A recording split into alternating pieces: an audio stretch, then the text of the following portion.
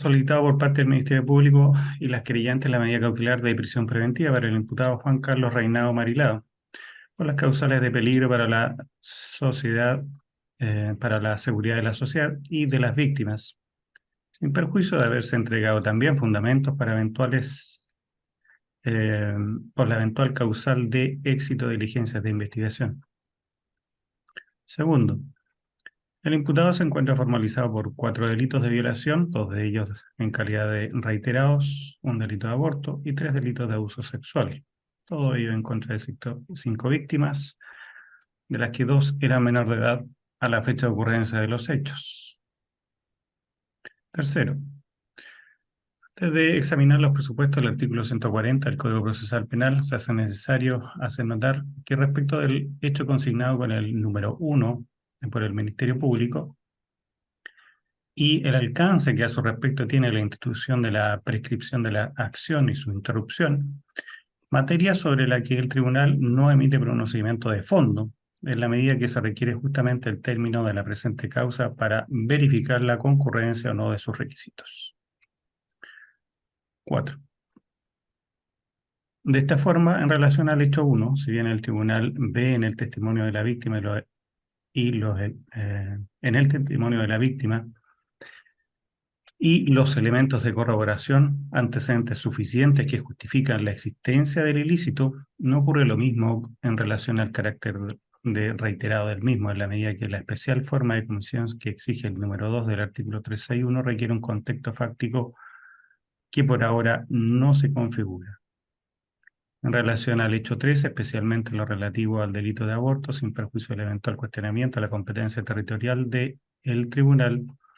y de lo dispuesto en los artículos 6, número 6 y 167 del Código Orgánico de Tribunales, debe considerarse el principio de ejecución en relación a las normas ya señaladas. De manera tal que al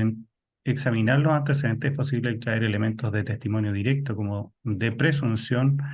en el contexto previo y posterior al hecho que lo justifican a pesar de su ocurrencia en un país distinto. Por otra parte, lo que se refiere a la violación reiterada contenida en aquel hecho, por ahora solo se encuentra sustento para el primer evento, en cuanto cuenta con respaldo de una fecha y descripción concreta de la forma comisiva que engarza con la descripción típica, en que hay una clara ausencia de consentimiento de la víctima, unido a la incapacidad para oponerse atendidas las particulares circunstancias en que se ejecuta, referidas a las acciones previas, características de la víctima, lugar y contexto mismo en que ocurre, elementos esenciales y comunes a la circunstancia del número 2 del artículo 361, que se alega en los distintos ilícitos imputados, los que, sin embargo, por ahora no cuentan con suficiente contenido para configurar la reiteración, las que parecen avenirse, en todo caso, con una descripción típica diferente. En cuanto a los hechos consignados con el número 4, las descripciones fácticas de la víctima satisfacen los elementos típicos de los ilícitos, sin que incluso la hipótesis levantada por la defensa de mantener una relación de pareja con la víctima sea incompatible o tenga un peso relevante, prevalente, al relato de esta acerca de su ocurrencia efectiva.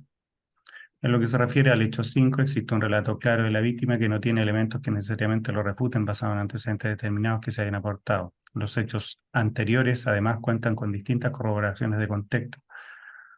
con testimonios indirectos, develaciones diversas e informes que al menos no contradicen efectivamente la realidad percibida por las víctimas en relación a las imputaciones que recoge y plantea el Ministerio Público. Por último, en relación al hecho 6, el tribunal por ahora no ha logrado extraer conclusiones firmes acerca de los antecedentes que den cuenta de la existencia efectiva del delito, al existir testimonios e informes que no sustentan suficientemente el núcleo del sustrato fáctico de la imputación y que logren prevalecer sobre aquellas diferencias que se observan, pero que tampoco permiten descartarlo. Sexto, en consecuencia, el tribunal en esta etapa del procedimiento, donde el estándar de convicción está dado por la prevalencia de apariencia de buen derecho que subyacen a los presupuestos materiales del artículo 140 del Código Procesal Penal, en base a lo razonado precedentemente, aprecia la existencia de antecedentes que justifican la existencia de los hechos mencionados y examinados precedentemente. Séptimo. Por otra parte, el tribunal constata la presencia de diversos antecedentes basados en testimonios, documentos e informes lo suficientemente idóneos para presumir fundadamente la participación penal del encartado en los hechos, en cuanto para cada uno de ellos se ha descrito el contexto, el comportamiento y las acciones que personalmente realizó Reinao Marilao para concretar los ilícitos, sin que al menos de manera directa y materialmente los antecedentes de descargo tengan el mérito para descartar su participación en los términos del artículo 140, letra B del Código Procesal Penal. Octavo. Ahora bien, respecto a la necesidad de cautela exigida por la letra C del artículo 140 del Código Procesal Penal, se debe considerar la naturaleza de los hechos de que se trata del bien jurídico protegido en cuanto afecta a la libertad, como la indemnidad sexual de las víctimas, algunas menores de edad, las circunstancias que rodean la comisión de los delitos, especialmente la cantidad de ellos, así como la gravedad de la pena que se les asigna por ley, ya que algunos tienen asignada pena de crimen, la eventual prognosis de pena y posibilidades de formas de cumplimiento, elementos todos por los cuales el tribunal concluye que la libertad personal de Reinao Marilao efectivamente es un peligro para la seguridad de la sociedad y de las víctimas, y que en consecuencia la prisión preventiva se erige en la medida cautelar procedente, necesaria y proporcional para conseguir aquellos fines del procedimiento señalados, por lo que se hace lugar a lo solicitado por el Ministerio Público y las querellantes en ese sentido. Conforme con lo anterior, considera improcedente dictar pronunciamiento por la medida cautelar del artículo 372 ter del Código Penal. Se decreta en consecuencia su ingreso al Centro de Detención Preventiva de Angol, por lo que el imputado debe presentarse de forma inmediata, una vez finalizada la audiencia, a dependencia de dicha unidad penitenciaria, sin perjuicio de lo dispuesto en el artículo 129, inciso cuarto del Código Procesal Penal, si así no lo hiciere, y de lo que pudiere obrarse por el persecutor. Bien, intervinientes, esa es la decisión del tribunal. Corresponde Su discutir. señoría,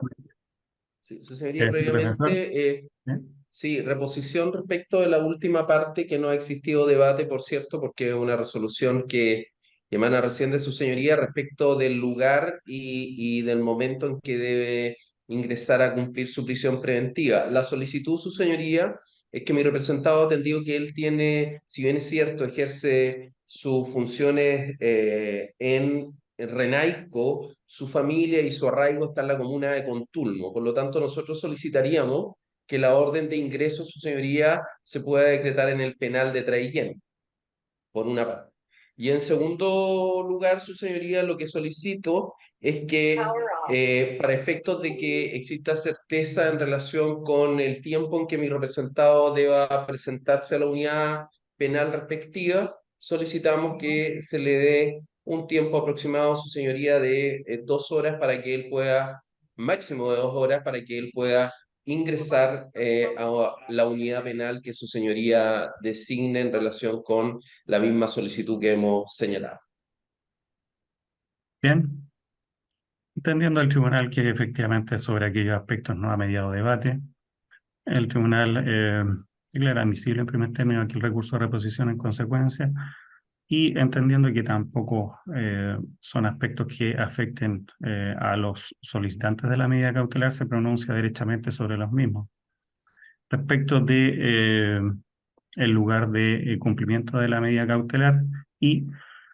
considerando que este tribunal no ha dictado o decretado el ingreso en un tribunal del territorio jurisdiccional del tribunal y lo ha hecho básicamente al evaluar el recinto penitenciario más cercano a su domicilio y habiendo entregado este antecedente entonces la defensa en orden a cuál sería el lugar donde residiría su familia, se hace lugar a lo solicitado y se modifica el lugar de ingreso entonces al CDP de Traiguén. Desconozco si es CDP o no el de Traiguén, pero al recinto penitenciario de Traiguén. Atendía también aquella distancia que existe en el nuevo recinto penitenciario que se ha decretado, se le otorga el tiempo necesario para llegar a dicho recinto, vuelvo a reiterar, sin perjuicio de lo dispuesto en el artículo 127, inciso 129, inciso cuarto del Código Procesal Penal, que establece la flagrancia en caso de incumplimiento de las medidas cautelares privativas o restrictivas de libertad. Magistrado, con el Claro. objetivo de asegurar los fines del procedimiento, particularmente que el imputado se mantenga dentro del territorio nacional, en caso de que no se presentara o pudiera darse la fuga, solicitamos se decrete de inmediato el arraigo nacional, la posición de salir del país. Bien, creyente, ¿algo que indicar al respecto? Señoría, esta magistrado, por esta parte. Señor Pinto, primero. Su señoría, esta parte creyente igualmente se va a adherir a la petición formulada por el fiscal del Ministerio Público para el efecto que también se decrete el arraigo nacional del imputado. Señor Rodríguez. Bien, magistrado, en el entendido que del peligro de fuga del imputado solicitamos el arraigo nacional, que se despache de orden inmediata a la sección respectiva de extranjería. Y en segundo lugar, ya saliéndonos del ámbito de estas medidas cautelares, que se fije plazo de investigación. Bien, defensa, traslado. Sí, magistrado, respecto al punto, nosotros no vamos a hacer cuestión, habiéndose decretado la medida de prisión preventiva, no vamos a hacer cuestión respecto a esa parte solicitada por el Ministerio Público. Bien, atendido lo expuesto entonces y atendía fundamentalmente las particularidades de este caso y las circunstancias en que se ha llevado a cabo esta audiencia, que ha sido de manera telemática y que por lo tanto no se ha podido cumplir eh, directa y concretamente la medida cautelar como usualmente suele ocurrir, y a fin de evitar cualquier circunstancia de incumplimiento de lo decretado por el tribunal,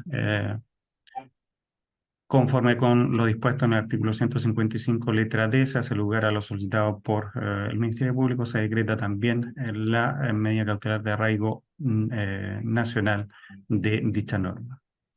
Ofíciese a la unidad de extranjería correspondiente de la Policía de Investigaciones. Plazo de investigación entonces, señor fiscal. Sí. Magistrado, por nuestra parte, vamos a solicitar un plazo de 6 meses. A ver, no obstante la medida cautelar que se ha decretado en contra del imputado, que entendemos es perfectamente revisable durante el periodo de la investigación que se está solicitando, que sabemos que de todas formas es un plazo extenso, creemos que es necesario realizar diversas diligencias de investigación aún, ¿vale?